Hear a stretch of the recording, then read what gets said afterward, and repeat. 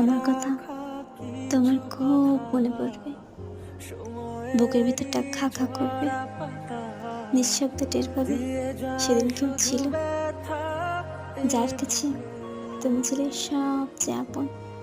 কিন্তু আফসোস, তুমি তাকে থাকতে কোনো দিনও মূল্য দিতে শেখোনি। তুমি শুধু দূরত্ব বাড়িয়েছিলে, হাসিয়েছিল চুপচাপ, কিন্তু অগাধ ভালোবাসায় মোড়ানো।